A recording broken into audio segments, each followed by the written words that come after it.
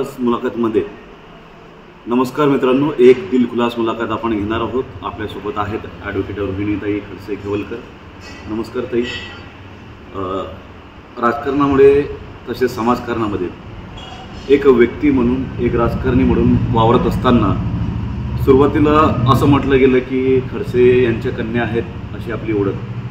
मध्यंतरी रुपालीताई चाकणकर यांनी सुद्धा तो उल्लेख केला की खडसे यांच्या छायामध्ये असलेली त्यांची मुलगी असेल. जाणून घ्यायचं आहे की असं म्हणतात की एका कवीनं म्हटलेलं आहे की कभी किसी को मुकम्मल जहां नहीं मिलता, कभी जमी तो कभी आसमान नहीं मिलता. तर दुसऱ्या कवीनं असं म्हटलेलं आहे की हजारों ख्वाहिशें ऐसी थी कि हर एक ख्वाहिश में दम निकले, बहुत निकले मेरे अरमान फिर भी कम निकले. एक सुखवस्तू कुटुंबामध्ये, मोठी राजकीय पार्श्वभूमी असलेल्या कुटुंबामध्ये तुमचा जन्म झाला. त्याच्यानंतर एक सुखवस्तू कुटुंबामध्ये सासरवाडी मिळाली. पण एक रोहिणी खडसे एक व्यक्ती म्हणून आता राजकारणामध्ये पदार्पण झालेलं आहे. मागच्या वेळी थोडक्यात पराभव झाला असं एकूण चित्र असताना ताई, पुढील वाटचाली संदर्भात आपलं काय वाटतं? एकतर तुम्ही एकाच प्रश्नामध्ये अनेक उत्तर अपेक्षित करत आहात. सगळ्यात पहिले तुम्ही जो प्रश्न विचारला की मला राजकीय वारस म्हणून मी इथे काम करत आहे, तर हो नक्कीच मला एकनाथराव खडसे साहेबांचा राजकीय वारसदार म्हणून किंवा त्यांचा वारसा पुढे नेण्याची जबाबदारी माझ्यावरती आहे किंवा त्यांची मुलगी म्हणून मी राजकारणात पदार्पण केलं.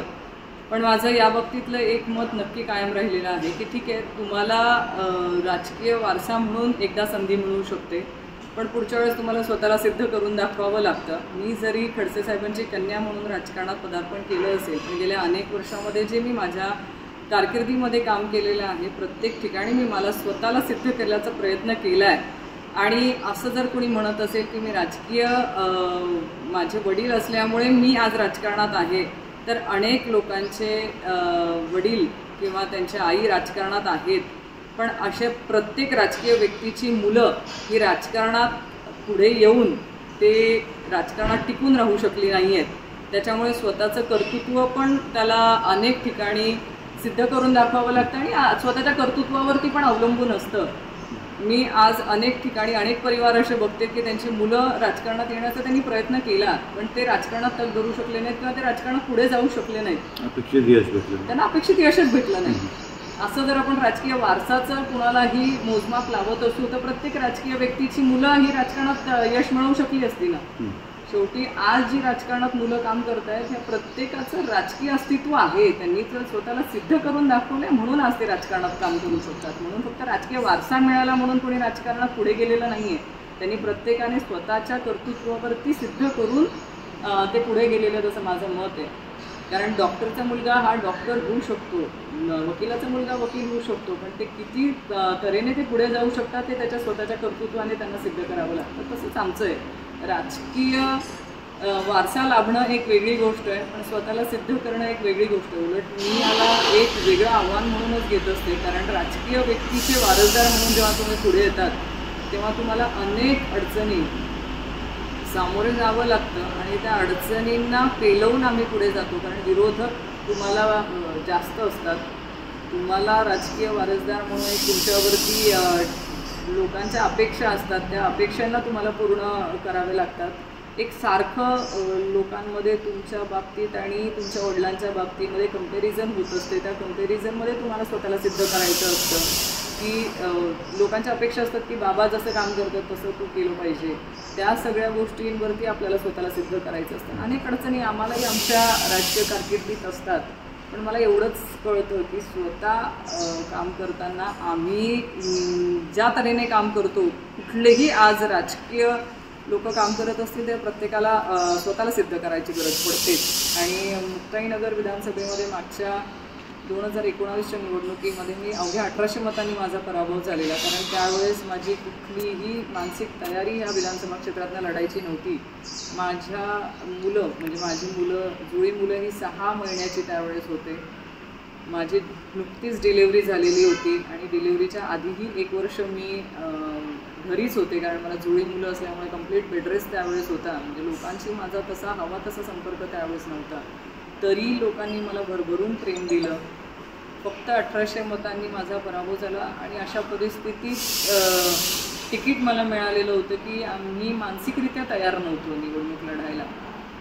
आत्ता यावेळेस गेल्या 5 वर्षामध्ये मी लोकांपर्यंत पोहोचण्याचा प्रयत्न केला आहे, त्यांच्या सुखदुःखात जाण्याचा प्रयत्न केलेला आहे, त्यांचे अनेक मुद्दे असतील त्यांच्या साठी लढण्याचा प्रयत्न केला आहे, आंदोलनं करून त्यामध्येही मला बऱ्याच वेळेस यश लाभलेलं आहे. पीक विम्याचे प्रश्न असतील, शेतकरी बांधवांच्या अनेक अडचणी असतील त्याही आम्ही आंदोलनाच्या माध्यमातून मांडण्याचा प्रयत्न केलेला आहे, विद्यार्थ्यांसाठी बस सेवा देण्याचा प्रयत्न केलेला आहे. अशा अनेक अडचणींमधून आम्ही मात करत आत्तापर्यंत 5 वर्षाचा माझा हा प्रवास झालेला आहे.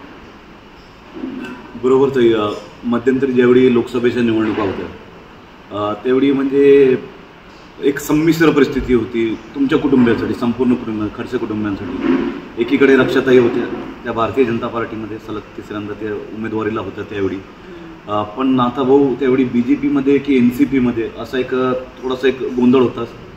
आणि त्यानंतर आता तुम्ही राष्ट्रवादीमध्ये, म्हणजे एका कुटुंबातील 3 व्यक्ती, 3 वेगवेगळ्या राजकीय भूमिका त्यावेळी होत्या. पण आता विधानसभेला मात्र चित्र थोडंसं वेगळं दिसतंय आणि त्याच्यामध्ये राष्ट्रवादीची तुमच्याकडे जबाबदारी आहे. मला वाटत नाही की त्यावेळेस ते संभ्रम होता. नाथाभाऊंनी त्यांची भूमिका ही स्पष्ट केली होती आणि जी त्यांनी भूमिका घेतली होती ती भूमिका घेत असताना त्यांनी आमच्या पक्षाच्या वरिष्ठ नेत्यांसोबत चर्चा करूनच ती भूमिका घेतली होती की मला हा निर्णय का घ्यावा लागतो, म्हणजे त्यांना हा निर्णय का घ्यावा लागतो, काय त्यांच्या निर्णयामागचा हेतू आहे. त्यांनी त्यावेळेस आदरणीय पवारसाहेब आणि आदरणीय जयंत साहेबांच्या कानावरती सगळे विषय घेतलेले होते. त्याच्यानंतर जे काय 5 महिन्यांचा जो कालावधी गेला आहे त्या कालावधीमध्येही ज्या अडचणी भारतीय जनता पार्टीकडून त्यांना प्रवेशही देण्यात आला नाही किंवा त्यांच्या प्रवेशाबाबतीमध्ये कुठे चर्चाही करण्यात आली नाही. म्हणजे लोकसभेच्या वेळेस त्यांनी त्यांच्या उमेदवारासाठी प्रचार करून घेतला, काम करून घेतलं. नंतरच्या कालखंडामध्ये जे काय त्यांच्या बाबतीमध्ये भारतीय जनता पार्टीकडनं त्यांना अपेक्षित नेतेगणांकडनं अपेक्षित उत्तर असे कदाचित ते मिळालं नाही. त्याच्यामुळे त्यांचा जो काही निर्णय आहे की मी आहे आत्ता, प्रवेश त्यांचा झालेलाच नाही आहे तिकडे आणि इकडे असं हे करत असताना त्यांनी आता काही निर्णय घेतला असेल. आणि मी मुलगी आहे तर मला आनंद राहील की त्यांनी माझ्यासाठी मतदारसंघात काम केलं होतं, कारण या मतदारसंघाचं नेतृत्व त्यांनी 30 वर्ष केलं. ह्या मतदारसंघातल्या लोकांची त्यांची नाड जोडलेली आहे. अशा परिस्थितीत जर ते माझ्यासाठी काम करत असतील तर मला आनंद आहे, कारण माझा विजय हा त्यांच्या आशीर्वादाने सुखकर होऊ शकतो, मला सुखा जाऊ शकतो. आणि शेवटी सगळं करत असतानाही त्यांच्या इच्छेवरती अवलंबून आहे. मागील 4 दशकांमध्ये मुक्ताईनगर असेल, जळगाव जिल्हा असेल आणि कदाचित महाराष्ट्र राज्य असेल, खडसे साहेबांनी पूर्ण महाराष्ट्रावर आपल्या राजकारणाचा पगडा ठेवलेला आहे आणि अनेक चढउतार खडसे कुटुंबियांनी सुद्धा पाहिलेले आहेत. मग ते खाजगी जीवनात असोत, कौटुंबिक जीवनात असोत, अगदी निखिल भाऊंपासून तर मागच्या कालखंडात ज्यावेळी सत्ता नव्हती नाथाभाऊंच्या हातात, मंत्रिपद होतं, त्यानंतर मंत्रिपद झाल्यानंतर सुद्धा एक मोठा संघर्षाचा काळ पाहिला जाता. इथं एक 30 वर्षाचं ते राजकारण आणि संघर्षाचे हे 10-12 वर्ष. या संपूर्ण विषयामध्ये तुम्ही कुटुंबातील एक व्यक्ती म्हणून, एक मुलगी म्हणून, एक कन्या म्हणून संपूर्ण घडामोडींवर कशा पद्धतीनं बघतात, कसा हा संघर्ष होता आणि त्याला कसं तुम्ही आता संघर्षाला उत्तर देणार आहात? एक 8 ते 10 वर्ष मध्ये हा काळ सोडला तर संपूर्ण वर्ष किंवा हा संपूर्ण बाबांचा जे कार्यकाळ राहिला आहे हा संघर्षाचाच राहिला आहे. कारण जेव्हा त्यांनी पहिली निवडणूक लढली तेव्हा त्यांना कुठलाही राजकीय वारसा त्यांच्याकडे नव्हता किंवा कुठलीही व्यक्ती आमच्या परिवारातली राजकीयदृष्ट्या राजकारणात नव्हती, म्हणजे कुणीही निवडणुका लढवलेल्या नव्हत्या. अशा परिस्थितीत बाबा पहिल्यांदा निवडणूक लढले, ती जिंकून आले 90 साली आणि त्याच्यानंतर त्यांनी स्वतःला सिद्ध केलं. त्यांनी महाराष्ट्रभर आदरणीय गोपीनाथराव मुंडे काका असतील का भाऊसाहेब मुंडकर काका असतील या अनेक नेत्यांच्या मार्गदर्शनाखाली त्यांनी संपूर्ण महाराष्ट्र पिंजून काढला. ते केल्यानंतर त्यांना अनेक जबाबदाऱ्या देण्यात आल्या. त्यांनी खरं भारतीय जनता पार्टी वाढवण्यासाठी रक्ताचं पाणी केलं हे आम्ही जवळून बघितलं आहे. कारण अनेकदा आम्ही चर्चा करतो तेव्हा आम्ही त्यांना हेच म्हणतो की पक्ष वाढवत असताना तुम्ही आम्हाला परिवार म्हणून अनेकदा दुर्लक्ष केलं आहे किंवा आमच्या परिवारावरती अन्याय केला आहे. कारण आमच्या हक्काचा वेळ हा तुम्ही आम्हाला कधी दिलाच नाही. एक परिवार म्हणून किंवा एक मुलगा एक मुलगी म्हणून आम्ही जे अपेक्षा करतो की आमच्या शाळेमध्ये तुम्ही यायला हवे होते, आम्हाला कुठेतरी फिरायला घेऊन जायला तुम्ही हवं होतं, आमच्यासोबत वेळ घालवणं अपेक्षित होतं. कारण साहजिक आहे प्रत्येक लहान मुलांना त्यांच्या आईवडिलांकडनं काय अपेक्षित असतं तर फक्त त्यांचा वेळ आणि तो आमचा हक्काचा वेळ त्यांनी त्यावेळेस भारतीय जनता पार्टी पक्ष वाढवण्यासाठी दिला. याची मी कायम त्यांना म्हणते की तो आमचा वेळ होता. कदाचित आम्हाला तो हक्काचा वेळ आमच्या आयुष्यातनं आज गेल्यानंतर आम्हाला माहिती आहे की आमच्या आयुष्यातनं आम्ही किती मोठा आनंदाचा क्षण घालवलेले. अशा अनेक घटना पण आहेत की शाळेमध्ये सगळ्यांचे आई वडील यायचे, आमची आई फक्त आई हजर असायची, वडील हजर नसायचे. अनेक ठिकाणी असं असायचं की सगळे फिरायला जायचे, सुट्ट्या मनवायला जायचे. सुट्ट्यांमध्ये फिरायला जाणं हे आम्ही आमच्या मित्रमैत्रिणींना बघायचो, पण आम्ही जाऊ शकत नव्हतो कारण वडिलांवरती जबाबदारी होती. अनेक घटना आहेत की त्याच्यात आमच्या आयुष्यामध्ये अनेक वेळा आम्हाला बाबांची आठवण यायची, पण आम्ही किती आठवण फक्त की ठीक आहे बाबा आपले राजकारणात आहे म्हणून जगत आलो. पण शेवटी कदाचित जास्त वेळ बाबांनी दिला असतं तर कदाचित आज निखिल दादा पण आमच्यासोबत असते, कारण शेवटी एक बॉन्डिंग असते आई वडिलांमध्ये आणि मुलांमध्ये. ती बॉन्डिंग आमची कुठेतरी कमी राहिल्याचा आम्हाला तो जाणवत होता. ते असतं तर कदाचित अजून चांगल्या रीतीने आमच्या घरातली परिस्थिती चांगली राहिली असती. संकट प्रत्येकाच्या आयुष्यात येतात, पण अनेक संकटांवरती मात करत आजपर्यंत जे आम्ही आहोत ते अनेक संकटांना सामोरे जाऊनच आत्तापर्यंतचा आमचा प्रवास राहिला आहे. फार सोपं सगळ्यांचं आयुष्य राहिलं असं नाही. म्हणजे लोकांना जरी वाटत असलं की सर्व काही ऑल इज वेल आहे, पद पैसा प्रतिष्ठा मंत्रिपद सगळे काही असताना सुद्धा एक संघर्ष होताच, आणि तोही आता निरंतर चालू. जे बाबांना आणि आमच्या परिवारात जवळून ओळखतात त्या प्रत्येकाने हा संघर्ष बघितला आहे. म्हणजे तो 90 साली माझ्या आजोबांची शेती हा एकमेव व्यवसाय आधीपासून आहे. माझे सगळे काका आणि आत्या हे सगळे सुशिक्षित लोक आहेत. काही त्यातले डॉक्टर आहेत, काही चांगल्या उच्च पदापर्यंत नोकरी करत आलेले आहेत. म्हणजे सुशिक्षित परिवार म्हणून आम्ही कायम आमच्या परिवारातली लोकं सगळी शिक्षण घेतलं आहे, पण त्यातनंही एक सर्वसाधारण कुटुंबातनं आलेली लोकं आहोत. आणि त्यातनं संघर्षातनं बाबांनी आत्तापर्यंतचं जे राजकीय त्यांचं अस्तित्व निर्माण केलं हे नक्कीच त्यांच्या संघर्षातनं केलं. आज माझी आई आजही शेतात काम करते, म्हणजे कोणाला विश्वास वाटणार नाही ऐकल्यानंतर, पण माझ्या आईला आजही शेती करायला आवडते. माझी आई आजही आमची स्वतःची शेती जी आहे ती शेती स्वतः बघते. अजूनही शेतामध्ये बायका जेव्हा निंदणी खुरपणी करायला जातात तेव्हा त्या बायकांच्या मागे आजही असते. ही आमची स्वतःची दिनचर्या आहे. त्याच्यामध्ये आम्ही कुठेही बदलाव केलेला नाही आहे, किंवा आम्ही बाबा आमदार होते किंवा मंत्री झालेत म्हणून आम्ही आमच्या आयुष्यामध्ये काही बदल केले असं मला आठवत नाही. अजूनही साधारण लोकांसारखंच आम्ही जगतो. तसंच आयुष्य आम्हाला जगायला आवडतं, शेतात जायला आवडतं, शेतात काम करायला आवडतं. सगळं आयुष्य सारखंच आहे, इतरांपेक्षा काही वेगळं आयुष्य आमचं असं वाटत नाही. म्हणजे राजकारणात असताना सुद्धा शेतीची जी तुमची असलेली खडसे कुटुंबियांची नाळ, मग आपण मगाशी उल्लेख केला काकू आधी शेतीमध्ये जातात. तुमचा व्हिडिओ बघितला आम्ही, ते दुधी भोपळा वगैरे ते इतकं मोठं, आणि त्याच्यानंतर खडसे खजूर म्हणून आपल्यामध्ये एक नवी संज्ञा झालेली आहे जळगाव जिल्ह्यामध्ये, खडसे खजूर जी हुजूर म्हणून अनेकांनी ते केलं आहे. बरं ताई, शेवटचा असा हा प्रश्न पण अत्यंत महत्त्वाचा. आगामी विधानसभा आता खूप जवळ आहेत. अशामध्ये महाराष्ट्र राज्यामध्ये लाडकी बहीण योजना किंवा सत्ताधारी पक्षांकडून योजनांचा पाऊस, अक्षरशः पाऊस पडलेला आहे विविध योजनांचा, आणि त्यातही अलीकडे आता हरियाणामध्ये भारतीय जनता पार्टी आणि सहयोगी पक्षांना मोठं यश मिळालेलं आहे. एकूणच भारतीय जनता पार्टीचा आत्मविश्वास हा दुणावलेला आहे. अशा परिस्थितीमध्ये आपणास काय वाटते, महाराष्ट्र राज्यामध्ये काय परिस्थिती राहणार आहे? सत्ता कायम राहणार आहे की परिवर्तनाचे वारे वाहत आहे? महाराष्ट्र राज्य आणि इथल्या लोकांचा जी विचारधारा आहे ती कायम इतर राज्यांपेक्षा वेगळी राहिली आहे. आणि मला माहिती आहे की इथली जी जनता आहे ही सगळा सारासार विचार करून निर्णय घेत असते.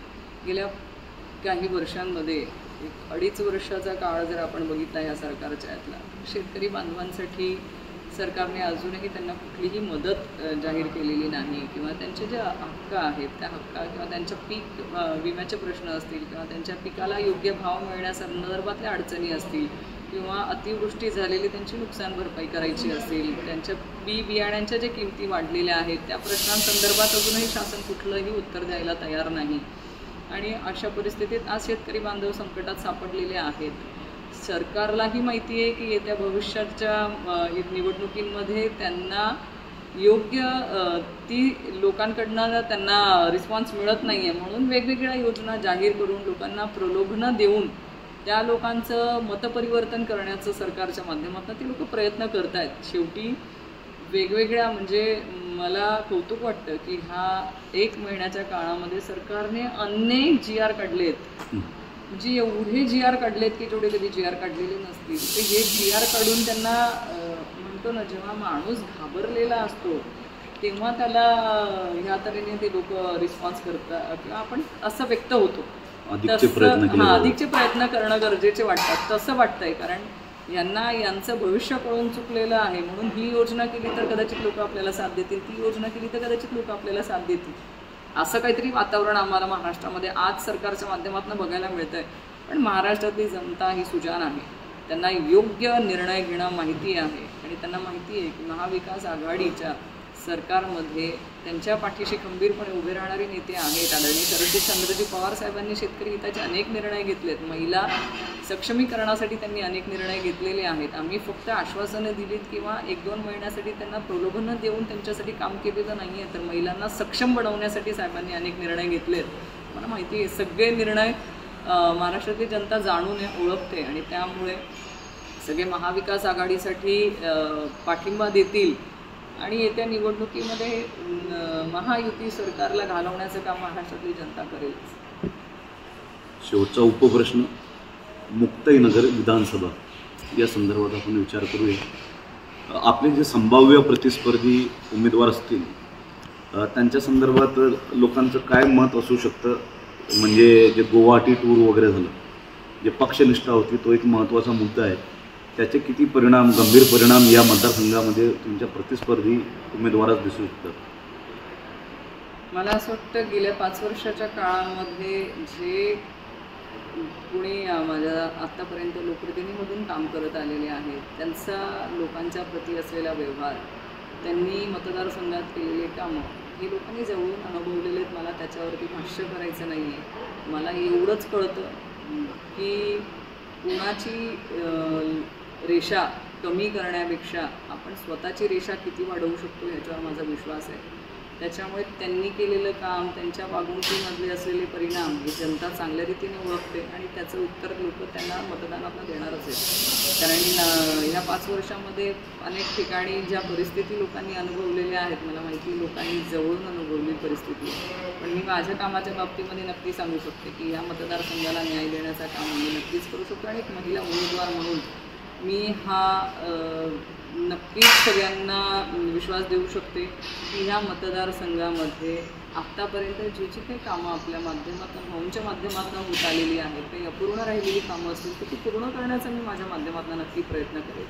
आणि माता भगिनींसाठी पण मी हा विश्वास नक्की देऊ शकते की तुमच्या न्याय हक्कासाठी मी लढण्याचा प्रयत्न आधी करत आलेली आणि भविष्यातही करत राहील. एक महिला म्हणून तुमच्या पाठीशी उभं राहण्याचं काम तर मी करणारच आणि करेलच, पण या मतदारसंघाचा सर्वांगीण विकास करण्याचं काम नक्की करेल. कारण सुशिक्षित उमेदवार म्हणून माझ्याकडून मला माहिती आहे की आज आपण या मतदारसंघाचा कसा विकास केला गेला पाहिजे आणि करण्याचा आम्ही आमच्या माध्यमातून प्रयत्न करू. धन्यवाद ताई, आपण आमच्याशी बोललात, दिलखुलास बोललात. काही एकदम भावनिक विषय तर काही राजकीय आणि काही कौटुंबिक असे अनेक विषयांवर ताई मनमोकळ्यापणाने आपल्याशी बोलल्यात. ताईंना भावी वाटचालींसाठी आपण शुभेच्छा देऊया. आणि नाथाभाऊ एकनाथरावजी खडसे म्हणजे मागील 4 दशकाचा झंझावात, एक ठेंगे सोसायटीच्या निवडणुकीमधून पुढे आलेले एकनाथरावजी खडसे पुढे जाऊन महाराष्ट्राचे मुख्यमंत्रीपदापर्यंत त्यांची झेप गेलेली होती आणि किंबहुना तेच लढवय्या गुण त्यांच्या कन्येमध्ये सुद्धा आलेले असतील. आणि नक्कीच आगामी काळ हा संघर्षाचा जरी असला तरी ताई आणि खडसे कुटुंबीय हे कशा पद्धतीनं संकटांना, संघर्षाला तोंड देतात आणि पुन्हा एकदा आपलं राजकीय गतवैभव ते प्राप्त करतात, हे पाहणं खूपच रंजक ठरेल, औत्सुक्याचं ठरेल. तुर्तास आपल्या सर्वांची रजा घेतो आणि नक्कीच पुन्हा एकदा आपण भेटणार आहोत, पुन्हा एकदा एका VIP आणि सेलिब्रिटीसह. धन्यवाद.